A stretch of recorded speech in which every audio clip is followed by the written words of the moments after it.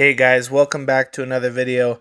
I wanted to share with you something that I thought was pretty cool that has to do with tissue tolerance, an idea that I talk to my clients about quite a bit.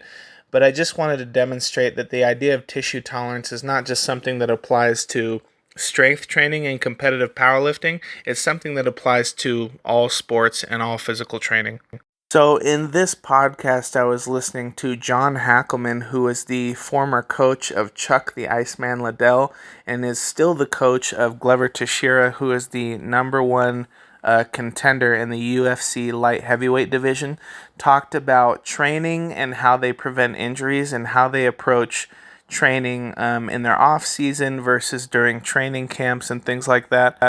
And the more I listened, the more parallels I found between what they're doing in their methodology for preparing for a fight in MMA and what I handle and do with my competitive athletes who are doing powerlifting competitions, but also just my general population personal training clients. So the first thing I want to kind of discuss is that Glover Teixeira talked about the importance of staying in shape in between training camps. He talked about how some fighters have the habit of training very hard for 8 to 12 weeks before a competition, but then maybe for 4 to 12 weeks in between fight camps, they let themselves get out of shape. And he talked about how dangerous this can be because they go into a fight camp wanting to train very hard, but their body is deconditioned. I encounter this very regularly with personal training clients who are out of shape and haven't done anything physically strenuous for 10 or sometimes even 20 years, and they want to jump back into the gym and do all these crazy things that they used to be able to do in high school. Or even with competitive athletes who do train very consistently and very hard, they might get injured or they might have to take a week or two off for whatever reason, and then they want to hop back into the gym and do the exact same weights for the exact same amount of volume that they were doing before they took the time off. This is one of the most common causes of injury that I encounter as a coach, whether it's competitive athletes or whether it's people who are just getting up off the couch.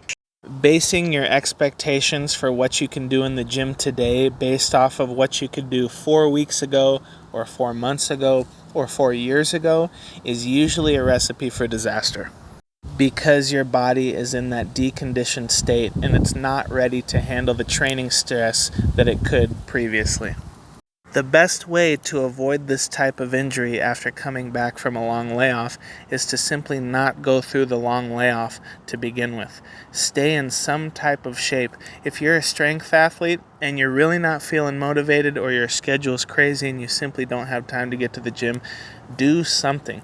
Even if it's once a week or twice a week, go to the gym, hit some squats, some benches, and some deadlifts. Even if they're not very heavy, that way you at least maintain some type of strength level, some level of fitness. And so when you go back into the gym at a time when your schedule is less crazy or when things are less stressful, you don't have so far to rebuild and you won't have to take so much time getting back to where you were previously. The second thing I want to talk about is really not a second separate issue at all.